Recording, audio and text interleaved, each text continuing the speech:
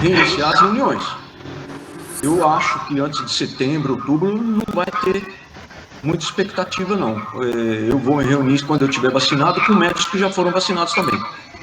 E assim sucessivamente, até todo mundo estar vacinado, se Deus quiser. Então, esse período que nós estamos sem reunião, é necessário usar o que a gente conhece. Não adianta participar de curso, de live, de palestra, estudar, ler livro e ficar passando sufoco dentro de casa, tá? Isso é bobagem, aí já é uma questão de inteligência, não é nem questão de falta de caridade, né? É só raciocinar e falar, mas por que eu estou tão apertado? Eu vou dar um exemplo para vocês. Eu tive uma crise renal, cólica renal. Na verdade, as duas crises que eu tive sozinho, né? Eu moro sozinho. E na última, eu pedi ajuda. Eu falei, mas peraí, eu sou espírita. Eu tenho um monte de gente aqui me ajudando, um monte de médico que me ajuda, que me acompanha para tratar das outras pessoas. Eu fiz uma prece e pedi, eu preciso de ajuda para aguentar chegar no hospital. Eu juro por Deus, em 20 minutos eu não senti mais nada. Passei na farmácia, que era de madrugada, né? Cólica renal só dá de madrugada, né, doutora Santa Miriam? Essas coisas tem que dar de madrugada, senão não tem graça, viu? 2h da manhã, eu passei na farmácia no plantão aqui, falei pro camarada, falei, escuta, o que os caras dão pra gente quando a gente tá com cólica renal e chega no hospital? Aí ele falou lá o que era, eu falei, e você tem isso aí em injeção? Algumas coisas eu tenho, só não tenho aquele que vai na veia, que eles dão lá, e etc, com soro e tudo mais. Eu falei, então o que você tem aí, manda bala que eu preciso aguentar até ser atendido no hospital. Não sei como é que vai estar o hospital, uma hora dessa, né? Tomei as injeções, era uma, era duas na farmácia e fui pro pronto-socorro. Então, às vezes a gente sofre e aprendendo tanta coisa que a gente aprendeu e não coloca em prática, tá bom? Então, é bom a gente saber como que as reuniões funcionam e é isso que o Júnior vai falar daqui a pouco, legal? Que é o livro Nos Domínios da Mediunidade. Então, vou pedir a todos vocês que desliguem o microfone de vocês para a gente poder se concentrar e pedir os recursos necessários para a gente continuar na nossa reunião, agradecendo a nosso Pai e a nosso Mestre Jesus pela oportunidade de estarmos novamente reunidos e de tratarmos desses assuntos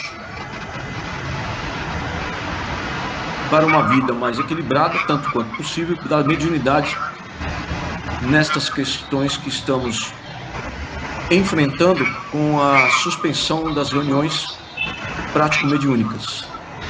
E nós pedimos também que a presença se faça novamente dos irmãos mentores, instrutores e seus aprendizes, agradecendo a presença de todos, pedindo que os recursos possam nos envolver a todos, envolver o ambiente, criando e mantendo um reduto fluídico e energético de alta intensidade ligado às esferas superiores, a nos proteger, mas também a melhorar as condições de recursos do nosso ambiente, cada um em seu lugar, na sua casa, onde você estiver. Pedimos também que os irmãos que cuidam dos desencarnados possam atuar em nossos lares, onde nós estivermos cada um, tratando desses irmãos, envolvendo nos bons fluidos, na boa energia, no amor e tudo mais que eles necessitarem, porque Jesus nos garantiu que, estando reunidos em nome dele, nós teremos a presença do Mestre, representado por seus ministros e com os seus recursos. Pedimos também que todos possam ser envolvidos nos recursos para ampliar o entendimento e a compreensão, o discernimento, e que os irmãos que, porventura, queiram participar, mas com interesses em causar perturbação, sejam afastados de modo a receberem tratamento. No mais, as reuniões são abertas a todos. E o que a pessoa, o que o espírito vai fazer com o conhecimento é uma questão dele com Deus e Jesus. Graças a Deus, graças a Jesus. Nós vamos, assim, acionar o nosso... Aqui nós estamos ficando quase internacional, né? Tem um cara lá em São Vicente, tem gente em São Vicente, tem gente em Polônia, e tem os nossos amigos lá de Cafelândia que recebem nossas lives pelo link e estão assistindo lá também. Não na mesma hora que nós, porque lá eles têm trabalho na terça-feira, né? Na quinta-feira. Adalberto, como é que tá o som aí? Maravilhoso. Adalberto, então você fica à vontade, tá? Eu pedi para a Miriam abrir o Evangelho, para a gente fazer essa leitura, e abriu no capítulo Bem-aventurados aflitos. Eu espero que o que a gente vá lendo nos traga conforto, esperança, tranquilidade, não mais aflições, né? E nesse capítulo fala: bem-aventurados os que choram, porque serão consolados. Bem-aventurados os que têm fome e sede de justiça, porque serão fartos. Bem-aventurados os que padecem perseguição por amor da justiça, porque deles é o reino dos céus. Isso está em Mateus. Bem-aventurados vós, os pobres, porque vosso é o reino de Deus. Bem-aventurados os que agora tendes fome, porque sereis fartos. Bem-aventurados vós, que agora chorais, porque rireis. Está em Lucas. Aí o texto trazido por Allan Kardec fala sobre a justiça das aflições. As compensações que Jesus promete aos filhos da terra só podem realizar-se na vida futura. Sem a certeza do porvir, essas máximas seriam um contrassenso, ou mais ainda, seriam um engodo. Mesmo com essa certeza, compreende-se dificilmente a utilidade de sofrer para ser feliz. Disse que é para haver mais mérito. Mas então se pergunta por que uns sofrem mais do que os outros. Por que uns nascem na miséria e outros na opulência, sem nada terem feito para justificar essa posição? Por que para uns nada dá certo, enquanto para outros tudo parece sorrir? Mas o que ainda menos se compreende é ver os bens e os males tão desigualmente distribuídos entre os vícios e as virtudes. Ver homens virtuosos sofrer ao lado de malvados que prosperam. A fé no futuro pode consolar e proporcionar paciência, mas não explica essas anomalias, que parecem desmentir a justiça de Deus. Entretanto, desde que se admite a existência de Deus, não é possível concebê-lo sem suas perfeições infinitas. Ele deve ser todo-poderoso, todo-justiça, todo-bondade, pois sem isso não seria Deus. Se Deus é soberanamente justo e bom, não pode agir por capricho ou por parcialidade. As vicissitudes da vida têm, pois, uma causa.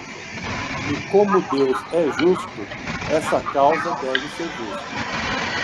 Eis do que todos devem compenetrar-se.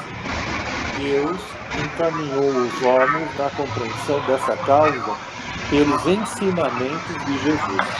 E hoje, considerando-se suficientemente maduros para compreender, revela-a por completo através do Espiritismo, ou seja, pela voz dos Espíritos.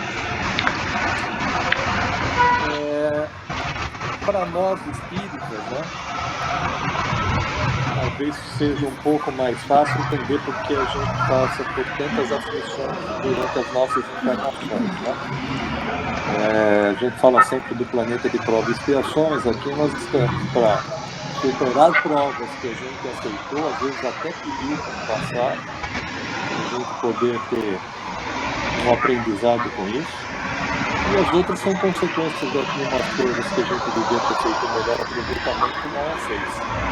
Então a gente tem essa oportunidade de, como diz o nome, a designação do planeta Terra, como de e expiação. Então, estamos olhando o que fizemos no passado e tentando fazer isso de uma outra forma, de uma maneira melhor, né? E, como diz aqui no texto, o que é difícil a gente compreender essas coisas se a gente não entender que teve vida anterior e teremos vida posterior a essa, né? Onde cada vez a gente tem a oportunidade de aprender e botar em prática o que a gente tem tido de informação através dos espíritos, que a gente chama da doutrina espírita. Acho que é por aí. Muito bem. Eu vi durante a fala do Adalberto, a Sônia está bem? Estava concentrada, Sônia? Oi, não, eu estava concentrada e assim, prestando atenção no que o Adalberto estava lendo e encaixando em algumas situações que eu venho vivendo, e por alguns momentos eu me pergunto por que comigo. E aí vem essa resposta. Em algum momento lá atrás eu pisei na bola e hoje eu estou tentando melhorar, por isso que eu estou passando por isso, entendeu? Então, assim, veio muito de encontro ao que eu venho vivendo em algumas semanas atrás. Então eu estava concentrada nas palavras mesmo, mas eu estou bem. Que bom. Tá bom. Só para complementar, não é uma correção exatamente, é uma complementação.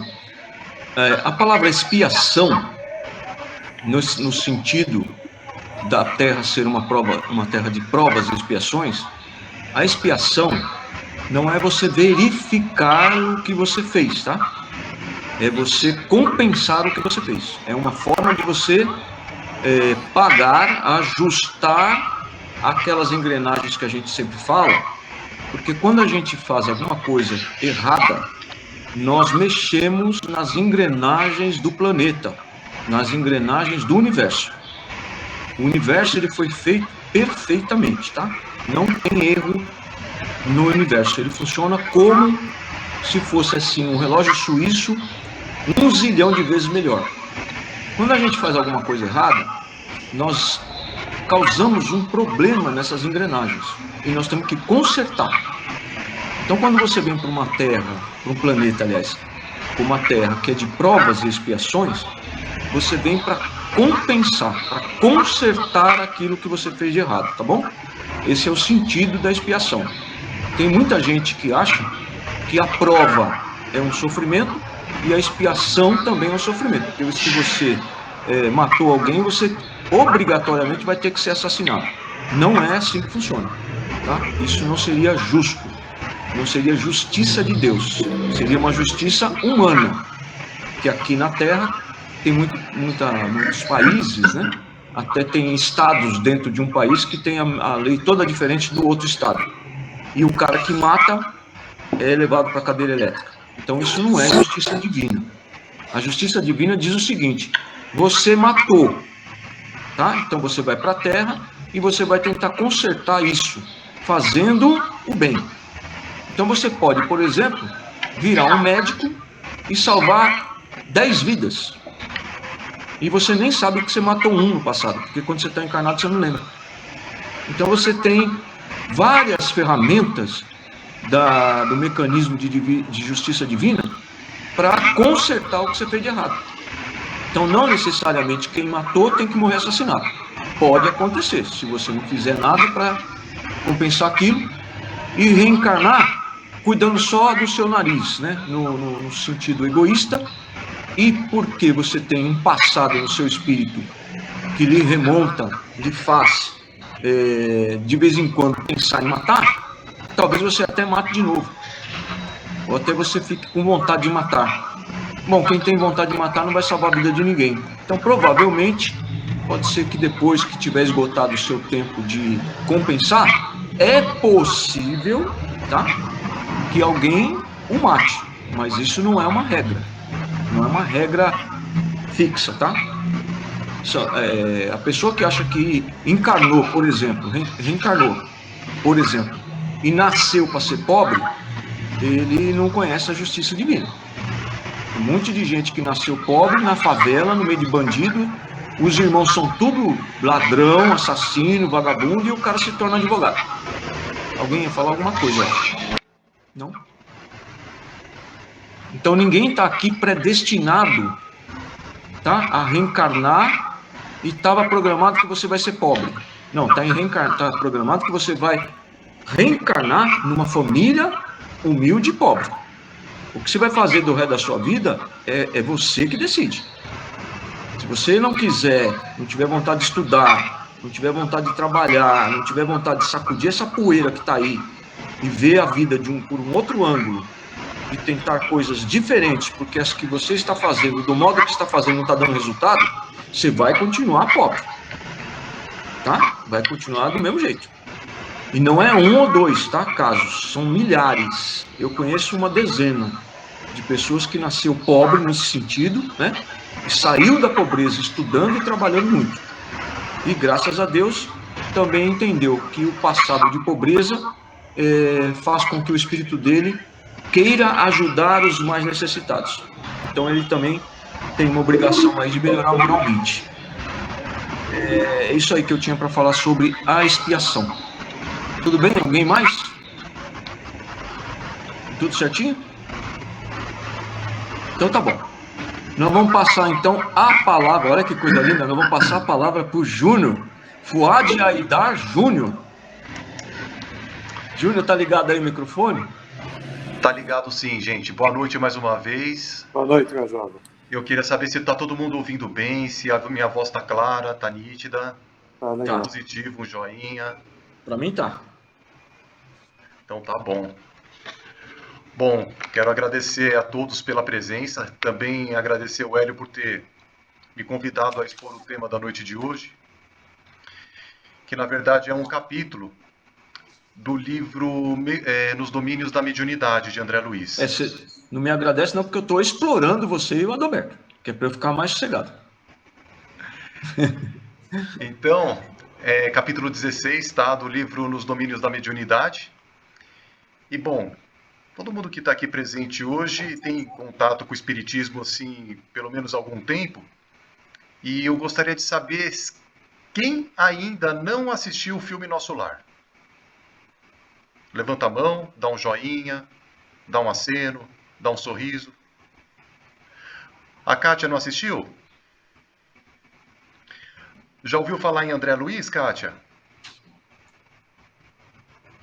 Liga o microfone quando Mas puder. assim, ó.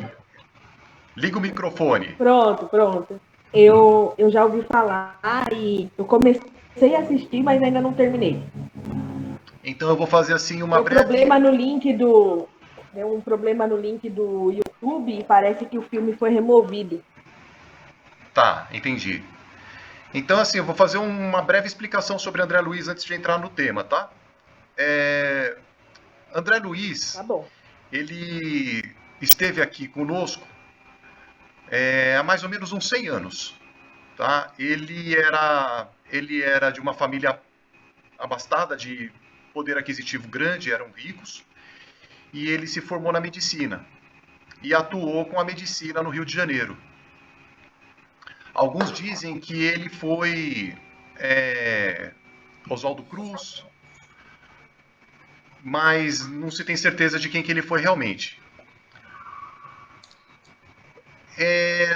Durante a vida encarnada dele, ele teve alguns problemas com a matéria, tá? E acabou aí tendo alguns problemas de saúde grave e veio a desencarnar. Quando ele desencarnou, ele permaneceu ligado a um local que nós chamamos de umbral, né? E ele ficou aí durante 8 anos nessa condição aí que não é boa para o espírito desencarnado. Num determinado ponto da vida dele no umbral, ele foi resgatado pela equipe de trabalhadores do Nosso Lar, foi levado para a colônia, recebeu tratamento, e quando ele estava numa condição melhor, ele passou a conhecer a colônia e se inteirar de como funciona a dinâmica da vida do espírito desencarnado numa colônia espiritual. E no fim do filme, depois de ter começado a entender como tudo isso funciona, ele teve alguns méritos.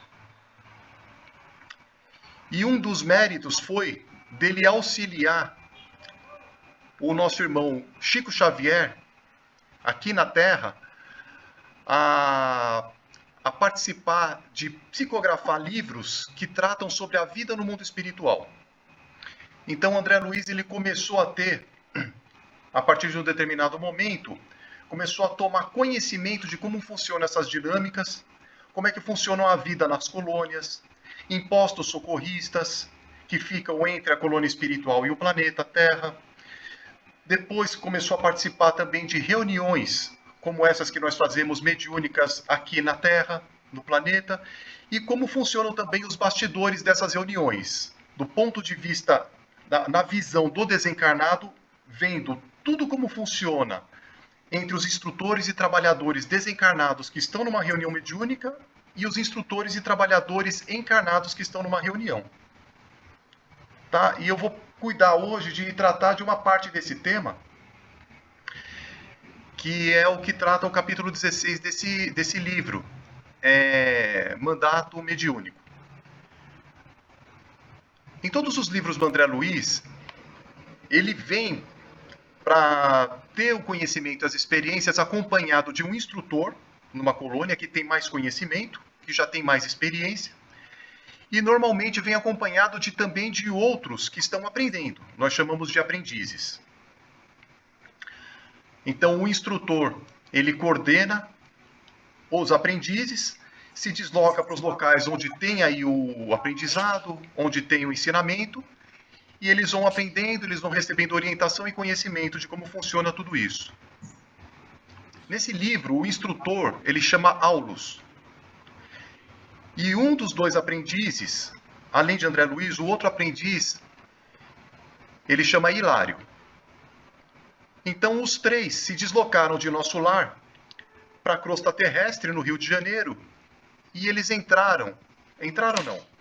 eles se aproximaram de um prédio onde existe reuniões espíritas. Antes de entrar, eles verificaram o ambiente na rua e viram que tinha multidões de espíritos encarnados e uma multidão de espíritos desencarnados próximo à entrada do edifício. E eles verificaram também que na porta do edifício tinham vigilantes, que nós chamamos de espíritos guardiões. Aqueles espíritos que protegem as casas espíritas de ataque de espíritos trevosos, espíritos ligados ainda a assuntos materiais que são persistentes no mal. E André Luiz verificou uma coisa muito interessante. Os encarnados que estavam entrando no prédio para poder participar da reunião, ao entrar e passar pelo prédio, alguns espíritos desencarnados ligados a eles estavam sendo desligados por esses guardiões. Eles cuidam para que alguns espíritos que têm a intenção de prejudicar a reunião ou de interferir negativamente numa reunião mediúnica, eles sejam proibidos de entrar no ambiente. É a minoria, tá? A grande maioria dos espíritos desencarnados que entram com os encarnados numa reunião, eles estão precisando mesmo de ajuda. Muitos deles ainda não sabem que desencarnaram, estão sofrendo com dor, com remorso e uma série de outras situações que a gente acompanha nas nossas reuniões na casa, né? Reuniões mediúnicas. Então entraram no prédio e alcançaram o salão onde ocorrem essas reuniões. André Luiz descreve que no meio do salão existe uma mesa grande. Eu identifiquei essa mesa como sendo a mesa que nós utilizamos para fazer as nossas reuniões mediúnicas. E ele observou que essa mesa ela estava toda contornada por um cordão luminoso de isolamento. Esse cordão serve justamente para impedir o assédio de espíritos que estão com muito problema, mesmo aqueles que conseguiram entrar no salão, para preservar vamos dizer assim, preservar a tranquilidade dos componentes encarnados e os dos desencarnados também que estão ali naquela reunião. Em volta do salão, a gente chama de assistência. O espaço restante, ele estava sendo ocupado por vários encarnados e um monte, muito mais espíritos desencarnados com diversos problemas. E esse outro espaço, esse espaço restante, ele também estava sendo protegido por um, vamos dizer assim,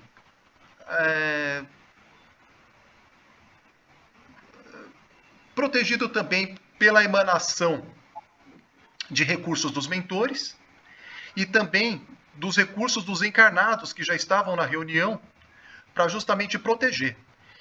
E quem estava mantendo todo esse tipo de proteção eram aqueles guardiões, outros guardiões que ficam no ambiente também, para manter a sustentação daquilo tudo. Muito bem.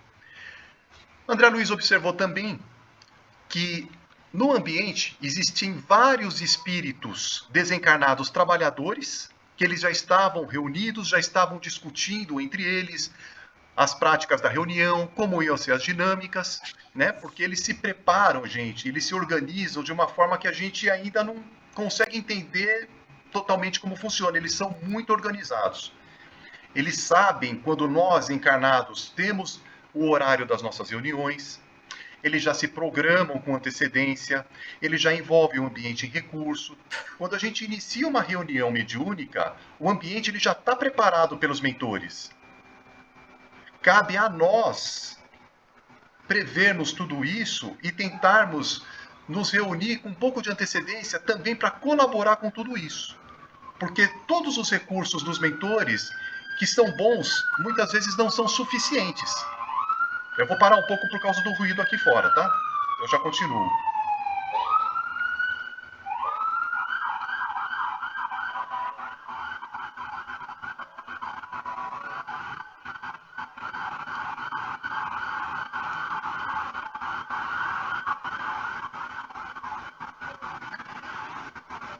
Então, assim, fica essa observação, tá? A gente entrou numa reunião, falta 10 minutinhos para começar, já sabe que já vai dar horário?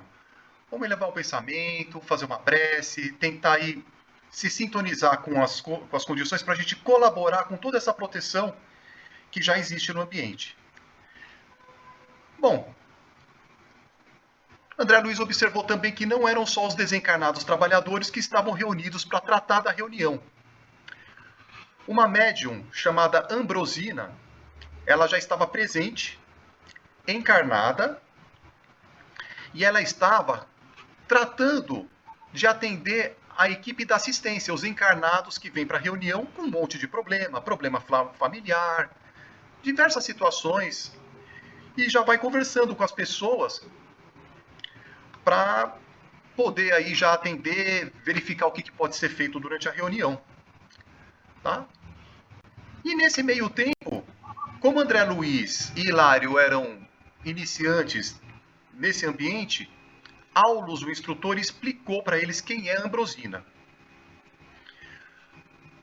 Ambrosina, ela é uma, vamos dizer assim, uma pessoa muito dedicada às obras cristãs, no auxílio e no amparo ao próximo, seja ele encarnado, seja ele desencarnado. E ela teve uma vida assim de muito trabalho na matéria, né?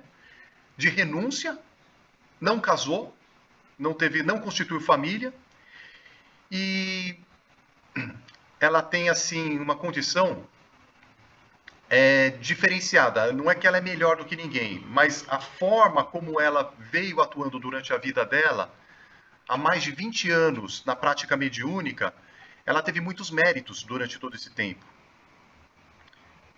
De forma que André Luiz verificou que entre os cabelos grisalhos dela existia uma espécie de um funil luminoso.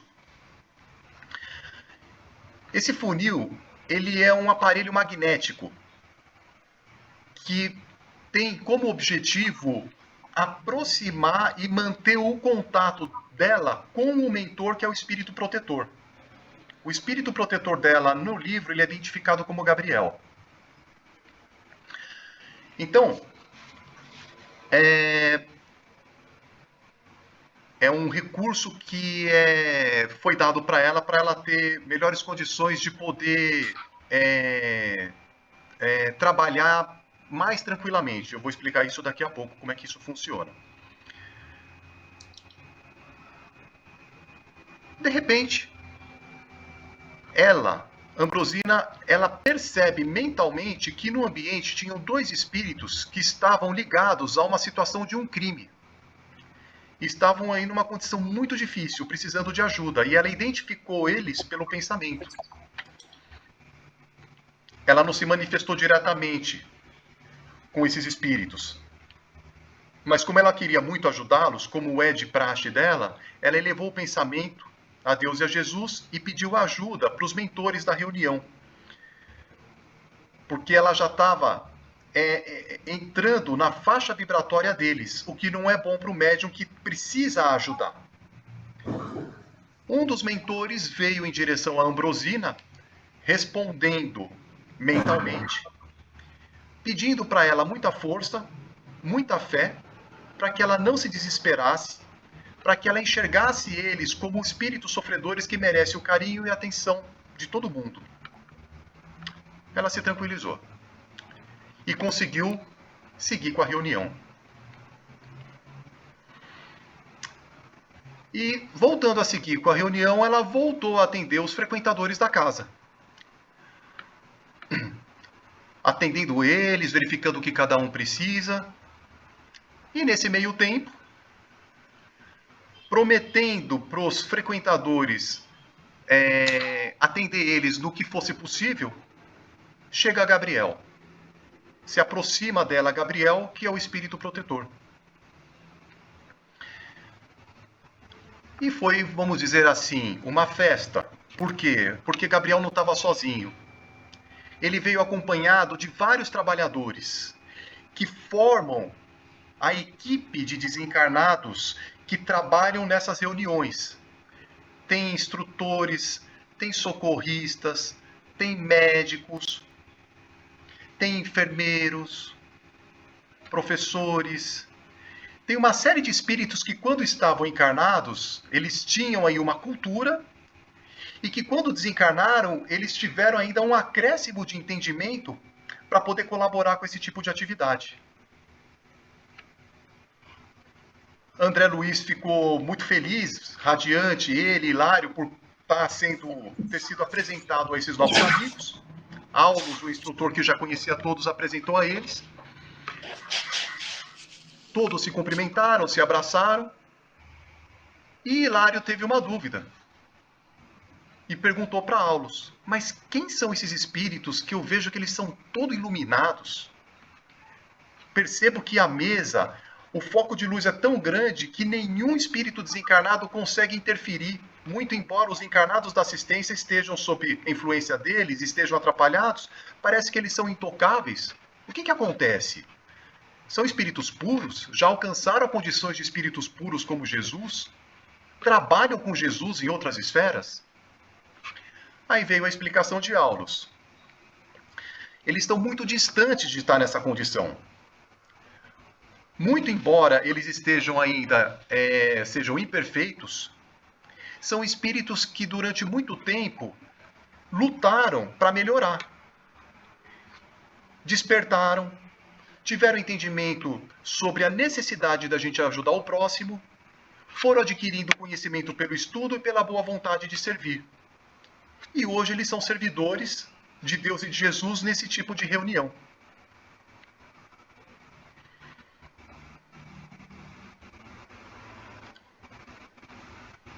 São espíritos que ainda precisam reencarnar no planeta para dar continuidade a esse tipo de obra. Então eles estão muito longe ainda de Jesus. Esclarecido isso, eles continuaram observando o movimento do ambiente e perceberam que chegou na reunião o encarnado que é dirigente da reunião. Ele se aproximou da reunião, cumprimentou todos, sentou-se à mesa que ele mesmo organizou. Era uma mesa composta por 14 membros. Então, eles deram início à reunião naquele momento.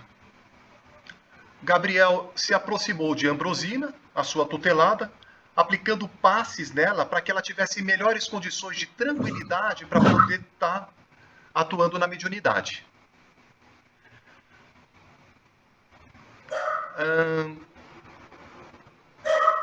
Por que isso? Vou explicar daqui a pouco como é que funciona. Vamos lembrar o seguinte só. Chico Xavier... Oi. Marli, a sua mãe saiu da reunião. Acho que ela está tendo algum problema lá com o celular, viu?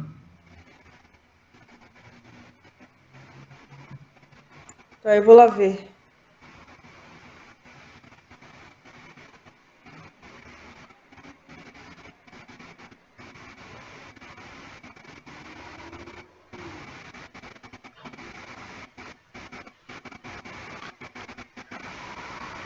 Tem que dar uma olhada, porque às vezes às vezes a pessoa também pode estar com algum problema, né? Uhum.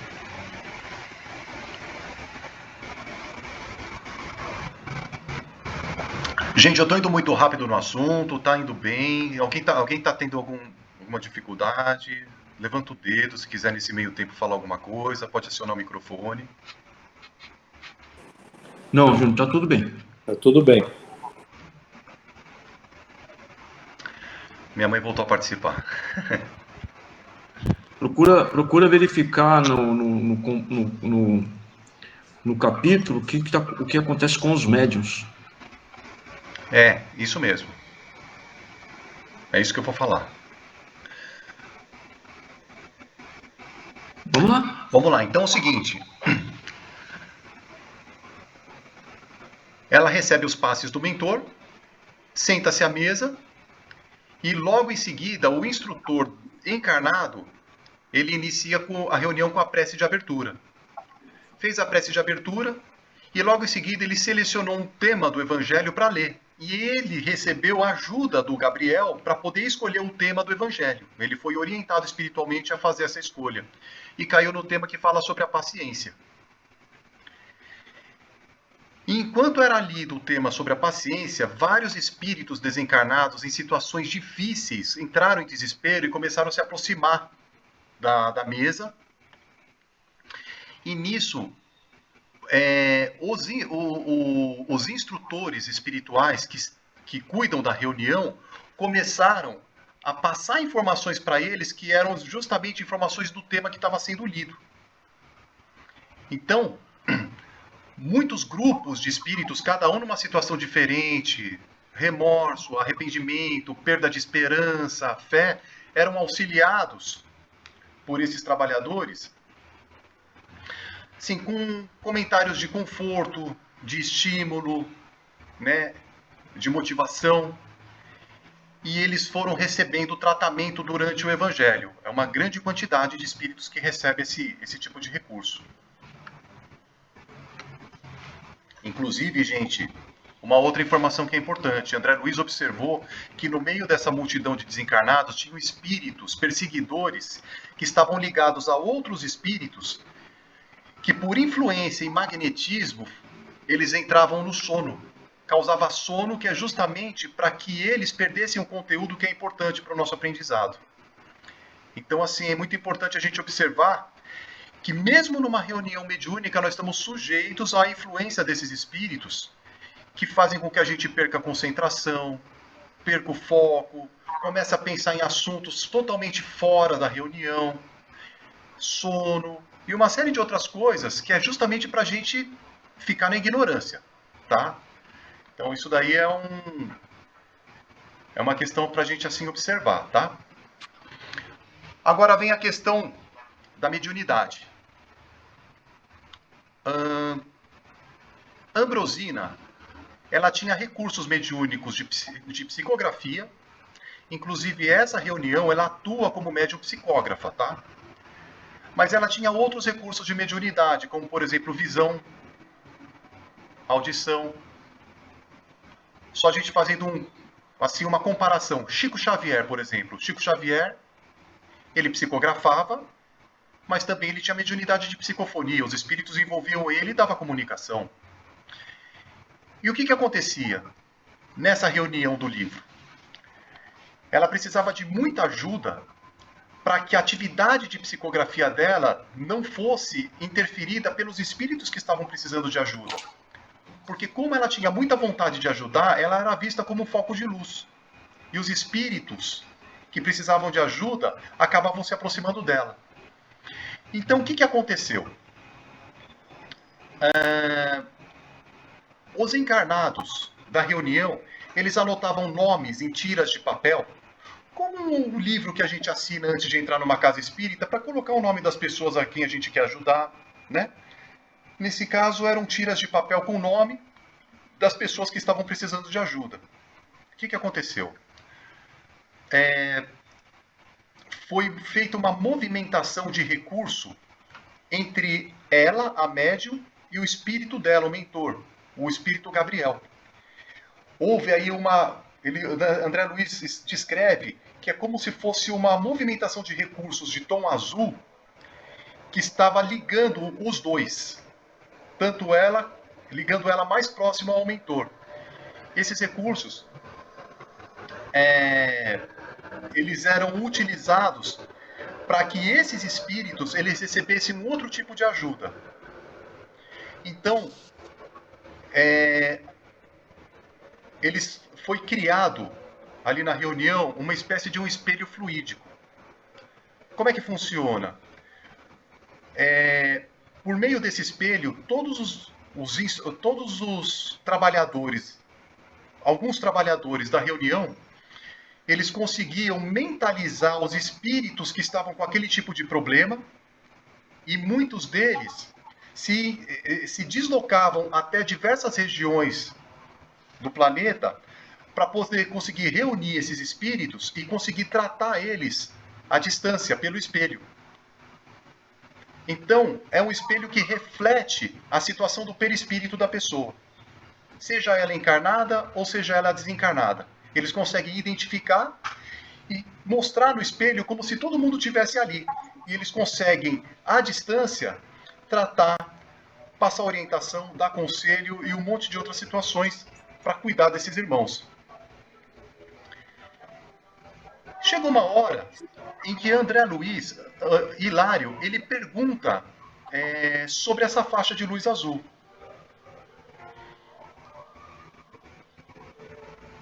E aí ele explica que essa faixa de luz azul é importante que permaneça entre a médium e o mentor, que é justamente para que ela tenha mais tranquilidade para a atividade de psicografia. Ela consegue ter mais concentração para receber as informações que são importantes para ela psicografar na reunião. De forma que os espíritos que estão precisando de ajuda, eles são filtrados pelo mentor. Então, vem aquela dúvida. Tudo bem, quer dizer então que se eu precisasse, isso aí Hilário perguntando, quer dizer então que se eu precisasse entrar em comunicação com a médium, eu teria que me sintonizar com ela e com o mentor? Exatamente, porque é o mentor que vai filtrar os espíritos que podem passar pela mediunidade dela para ser atendido. E como ele sabe do tipo de atividade que é necessário para ela naquele momento, ele faz o filtro e ele isola e trata de uma forma diferente aqueles outros espíritos. E aí, ele explica outras situações. Por exemplo, como que é a relação dela com o mentor? Começou na casa espírita? Quando que eles tiveram essa programação? E aí é explicado pelo Aulus. Aulus explica que eles se programaram no mundo espiritual, quando ela ainda estava desencarnada, deles estarem juntos, dele com ela como espírito protetor, para ele dar o suporte e o apoio para ela poder atuar nessas atividades de ajuda ao próximo. E realmente aconteceu. Tudo bem, tá legal. Mas e se ela quisesse, por exemplo, depois de ter assumido esse compromisso, decidir que vai tocar a vida dela de uma outra forma, esquecer esse negócio de reunião mediúnica, de espiritismo? E a resposta foi dada. Ela tem livre-arbítrio, ela pode fazer o que ela bem entender. Só que isso vai apenas adiar os compromissos que ela assumiu. Se ela não der cabo nessa encarnação, mais pra frente ela vai ter que voltar e fazer tudo de novo, mas de uma maneira certa. Bom, E foram vários questionamentos que eu não vou entrar no mérito, porque tá bem explicado assim no livro, tá resumido assim tá explicado de uma forma assim bem legal. Eu oriento vocês a pegar o capítulo 16 do livro Nos Domínios da Mediunidade, leiam com calma, estudem o capítulo, vai ter dúvidas, voltem. Se tiver que voltar 3 vezes, eu voltei 4 vezes em determinados pontos porque eu não entendi. Tá? Não quero desmotivar ninguém, mas é importante, vocês que fazem parte dessa equipe, né, que trabalham, é importante esse conhecimento, gente. E nesse livro, o André Luiz ele não fala só sobre esse tipo de situação com o médium. Ele trata de vários tipos de mediunidades numa reunião. Ele cuida de desdobramento, ele cuida de psicofonia, vidência, audiência. Vários tipos de mediunidade são relatadas no livro e é importante a gente ter esse conhecimento. Entender como é que funciona essa dinâmica nas casas espíritas. No final do capítulo, ele sai, Ambrosina continua psicografando, continua o trabalho dela, e ele sai para um outro recinto onde tem a aplicação do passe magnético. Tá? Mas isso é um tema que a gente pode deixar aí para uma outra oportunidade. Tudo bem, gente? Tudo bem. Vocês têm dúvida, querem conversar um pouco a respeito? Pode ligar os microfones. Nós vamos fazer o seguinte, nós temos um... Cadê o Adalberto? O Adalberto já desligou a câmera, deve estar dormindo. Que é pra gente ver. Imagina. Ele não dorme, ele desdobra. Liga a câmera, Adalberto, é uma live. Isso, é live. Deixa eu te explicar. Eu acho que nunca te falaram isso. Na live que a gente faz é com câmera para a gente poder se ver. Se não fosse assim, a gente telefonava, punha todo mundo numa ligação telefônica, tá bom? E na próxima semana estaria combinado aí do Adalberto estudar um capítulo desse mesmo livro para expor. Mas nós podemos continuar com esse capítulo que o Júnior começou a falar, porque naturalmente ele fez um resumão, tá? Eu não sei se é nesse capítulo, ô Júnior, que tem um aparelho que, espiritualmente falando, um aparelho, e eu não sei se vocês já ouviram falar disso, que os mentores usam, os instrutores, mentores usam para verificar a sua situação, a situação de cada um, a sua possibilidade de recurso mediúnico. Psicoscópio. Falo de novo, com calma. Psicoscópio. Ele está em outro capítulo. É o psicoscópio, tá? Assim, por que eu estou comentando sobre isso? Esse livro, como o Júnior falou, ele trata de assuntos que quem não leu, quem não ouviu o áudio, etc., quem não conhece esse livro, não tem noção do que acontece numa reunião mediúnica.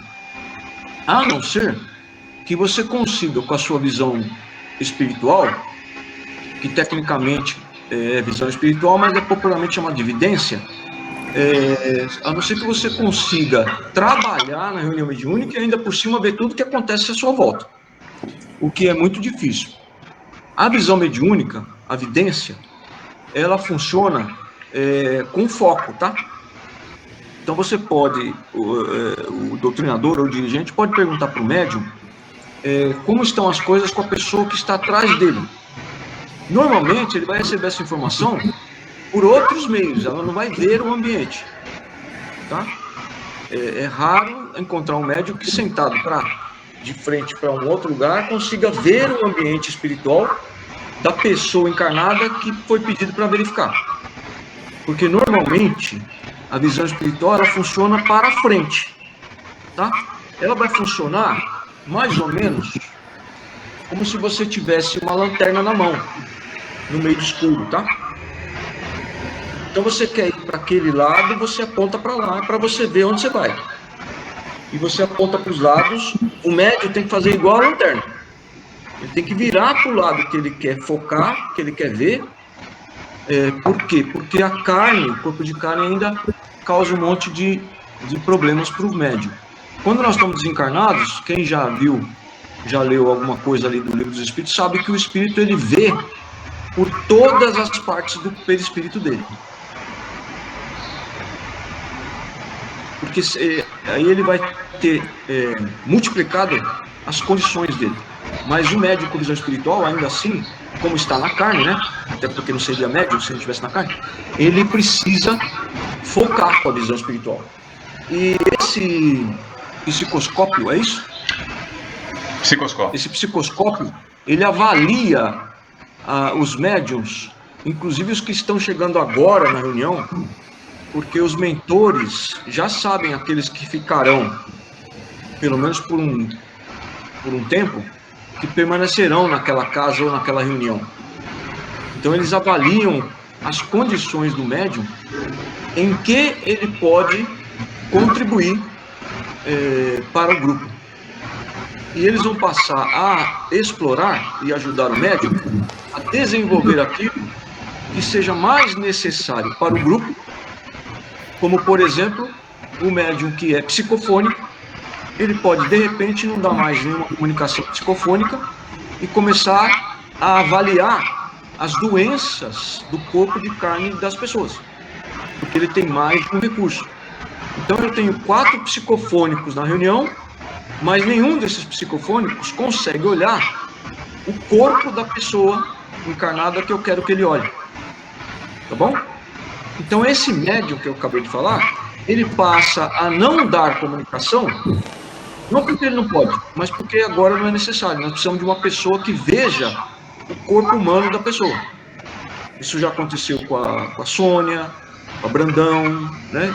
O Isair não está aqui, mas quem já esteve aqui na reunião com o Isair, o Isair, ele teve acho que todo mundo aqui conhece o Isair, positivo? Todo mundo, né? O Isair, ele completou 80 anos no passado, vocês devem lembrar disso. O Isair, ele tinha um problema no coração, que o coração dele parava centenas de vezes por dia, tá? Ele tá batendo normal, ele para, volta a bater. Isso não é o normal, tá? É uma anomalia, e que certamente aquilo ali ele já tinha faz tempo, e ele, qualquer hora, essas paradas iam aumentar e ele ia ter um infarto, e evidentemente ia ter um problema grave, né?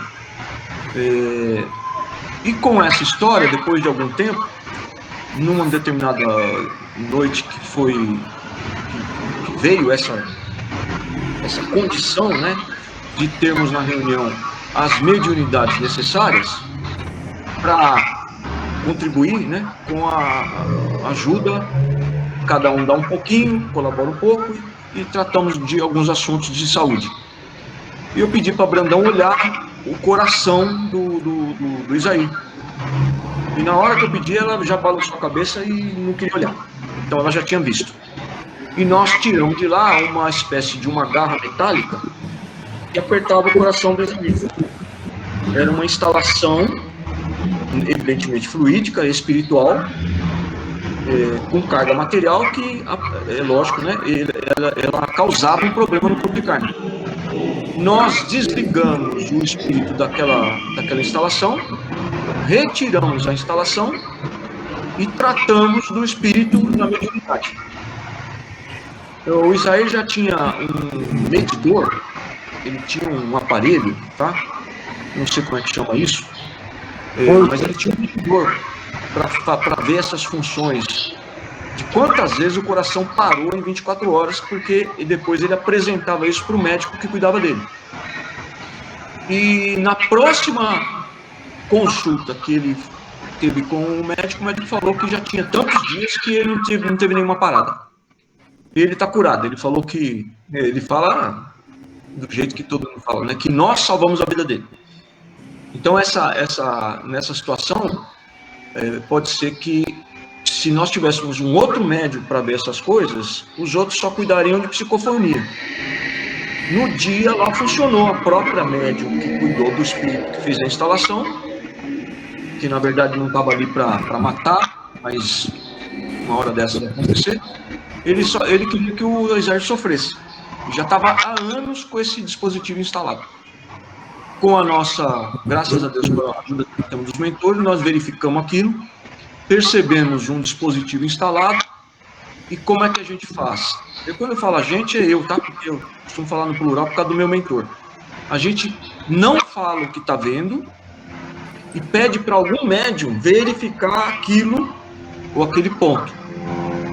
Para quê? Para que a gente consiga fechar um diagnóstico, porque eu posso estar vendo uma coisa e ninguém mais vê, né? Então, se eu puder, quanto mais eu tiver confirmação daquilo que eu estou percebendo, é melhor tratar. Então, eu vi lá e percebi um monte de coisa e tal, e pedi para o médium dar uma olhada, e não falei para ele o que eu estava vendo. Pedi para olhar e ela verificou isso aí.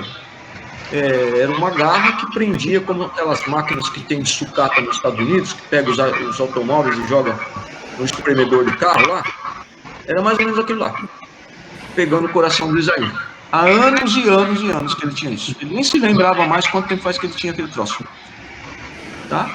Então é isso aí, tá? É só para vocês entenderem que tudo isso que a gente faz entre nós encarnados, pedindo recursos e tudo mais, vocês precisam passar a ver, a ler e entender esses livros, porque ele traz para nós, com muita exatidão, o que acontece nas reuniões mediúnicas, tá? Inclusive nas casas, nas nossas residências, tá bom? Seria mais ou menos o seguinte: imagine quem já foi para um hospital ou quem trabalha no hospital, tá bom?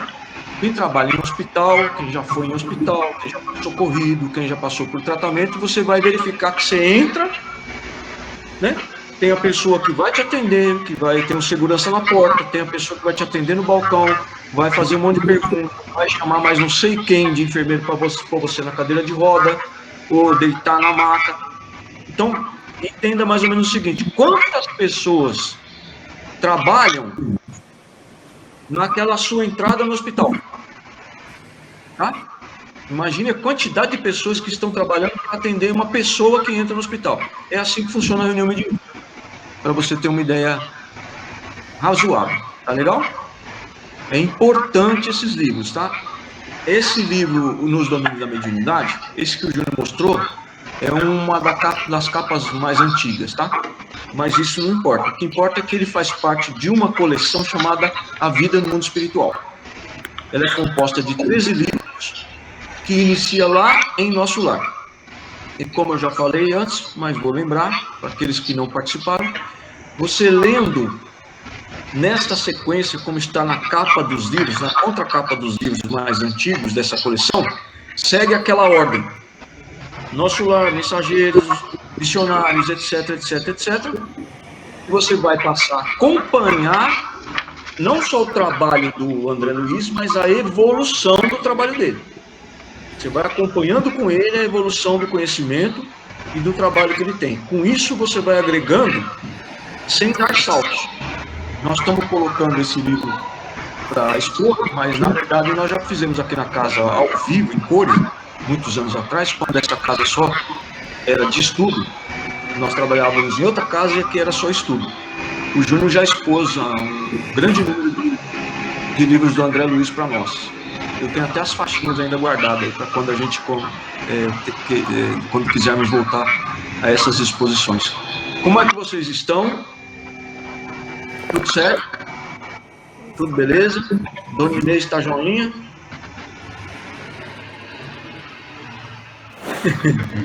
Tá bom. Alguma novidade? Vocês querem falar alguma coisa? Adalberto, meninas? Eu queria só lembrar uma situação. Você falou da sequência dos livros do André Luiz. Gente, é a seguinte, são diversos livros que ele orienta a gente sobre a importância da mediunidade e o quanto que a gente consegue, pelo estudo, pela dedicação, pela prática do bem, no ensinamento de Jesus, melhorar e ampliar os recursos nossos. Nós temos recursos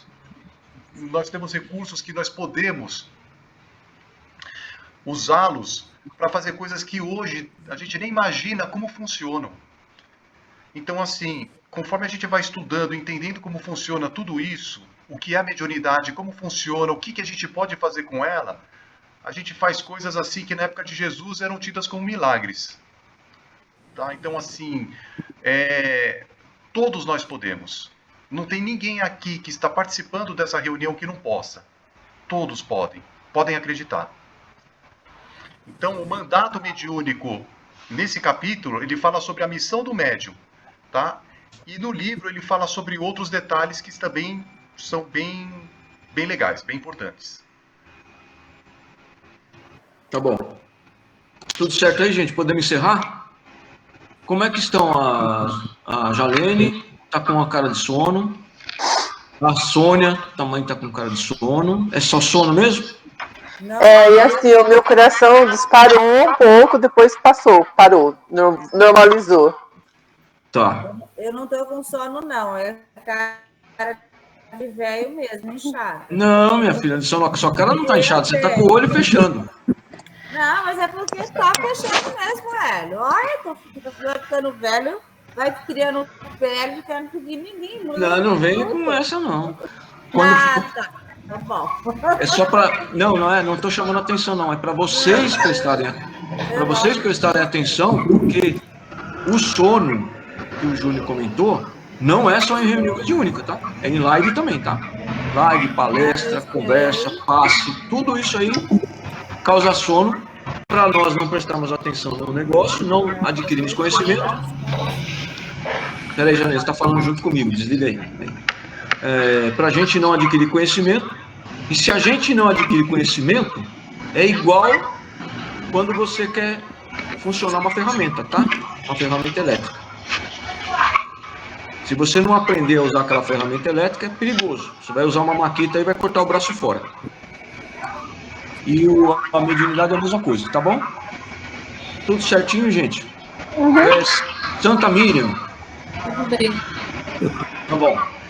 Então vamos lá. Vamos agradecer, né? Desligar os microfones para a gente poder fazer a nossa prece de encerramento, pedindo a Deus Jesus que nossos irmãos possam cuidar dos espíritos que ainda estão conosco e que precisavam passar por essas explicações e orientações para poderem ser desligados de nós e encaminhados para o tratamento.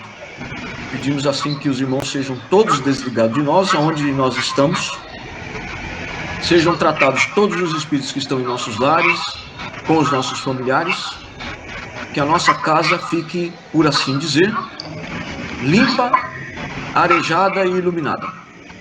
E os irmãos sejam todos encaminhados para o tratamento nas cidades e nas colônias, para que eles possam ter o tratamento nos hospitais e depois irem para o que chamamos, por assim dizer, de escola, para o aprendizado. E nós também pedimos que grande quantidade de recursos possa envolver todos os nossos irmãos que estão doentes, cujos nomes são frequentemente pedidos ajuda no nosso grupo, pelos nossos irmãos, colaboradores da nossa casa. Que todos recebam a ajuda necessária e nós pedimos também uma grande quantidade de recursos para os amigos que estão adoecidos, acometidos pelo Covid-19. E também para que nós possamos continuar nos cuidando e entender que não há exageros nos cuidados e nos meios de proteção, como máscaras, luvas e assim por diante. Não esqueçam que no começo da pandemia, no ano passado, nós ficamos muito assustados e nós lavávamos a mão constantemente, não entrávamos com compras dentro de casa sem lavar, não entrávamos com o mesmo calçado, etc, etc, etc. Nós fomos relaxando e as coisas estão cada vez piores. E no começo da pandemia não havia vacina. E agora com a vacina, junto com o relaxamento, nós estamos proliferando o vírus e ele está se transformando. Ele está tendo variações, como qualquer vírus, como a gente sempre ouviu falar da gripe. A gripe sempre existe porque o vírus vai se modificando, se adequando e conseguindo novos meios e caminhos para afetar o que nós poderíamos chamar de que ele fosse aí um camarada que precisa sobreviver, mesmo que ele cause um grande problema ao hospedeiro. Ele vai se adaptando. Então nós precisamos nos cuidar melhor, procurar ficar mais em nossos lares, tá? Cuidando de ter algumas atividades edificantes dentro de casa, porque a coisa ainda vai ficar um pouquinho pior antes de melhorar bastante. Essa semana nós já tivemos grandes novidades sobre o excesso de vacinas que, por assim dizer, vai sobrar, né? Por exemplo, nos Estados Unidos, que já distribuiu, acho que só essa semana, 20 milhões de doses para países do terceiro mundo e América Latina. Então já está começando a acontecer com mais peso aquelas situações que nós prevíamos há 6 meses atrás, com os mentores, é claro, né? Para que a gente tenha paciência. Ficar trancado em isolamento não é bom para ninguém, mas se você não precisa, se você não trabalha fora, se você não tem necessidade, faça tudo que você puder dentro de casa, inclusive pedir compras para entregar na sua casa. E a higiene que a gente tinha no começo da reunião, no começo da pandemia, perdão, volte a fazer, porque o relaxamento está absurdo. Eu já encontro aqui na região, quando eu preciso sair, pessoas, inclusive, sem máscara dentro de estabelecimento comercial, de supermercado. Então nós agradecemos a todos pela paciência, pela dedicação, e nós pedimos que todos elevem o pensamento a Deus e a Jesus, para que nós possamos, de todo o coração, proferir a prece, Pai Nosso, para ajudar os irmãos doentes. Pai Nosso, que estás nos céus, santificado seja o vosso nome, venha a nós o vosso reino, e seja feita a vossa vontade, assim na terra como nos céus. O pão nosso de cada dia nos dá hoje, e perdoa as nossas dívidas, como nós perdoamos os nossos devedores. E não nos deixe cair em tentações, mas livrai-nos de todo mal, porque vosso é o reino, o poder e a glória para todos sempre. Graças a Deus e graças a Jesus.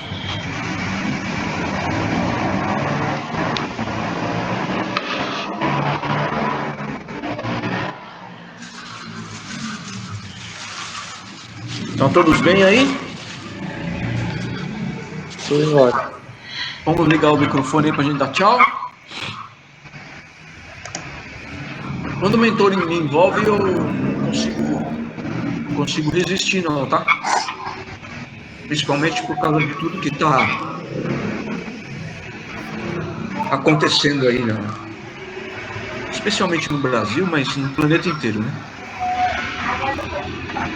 A quantidade de pessoas que poderiam estar junto conosco depende muito dessas coisas que nós fazemos, viu? Usar máscara o tempo todo, não sentir nada, não ter sintomas, não significa nada, tá?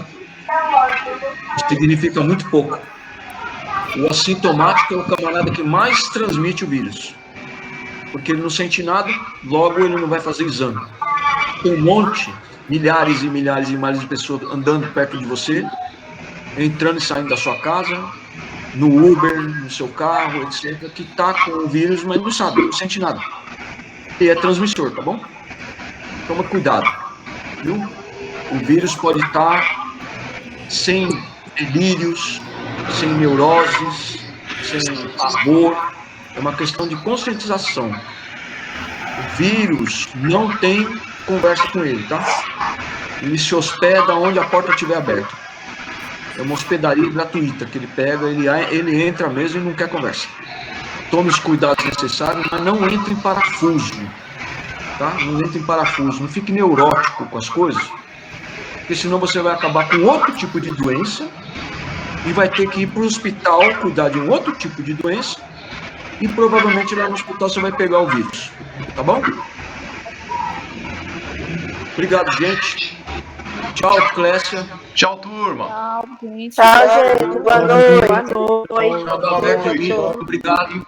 Juju. Valeu, Dani, Dudu. Alene, Dani. Jalene, Jussara, Kátia, Clécia, Com Deus. a Dani, a Tchau, Miriam, Graciado. Amorzinho. Tchau, Soninha. Tchau, Dona Tchau, com Inês. Deus, todo mundo, Dona Inês, Titi. Tudo bom pra Mamãe. você. Titi. Tchau, Marli. Tchau, gente. Até a próxima. Tchau, Doctor. Tchau. Vou desligar aqui. Fique com Deus. Tchau, Juba. Obrigado. Valeu. Obrigado a todos. Tô desligando.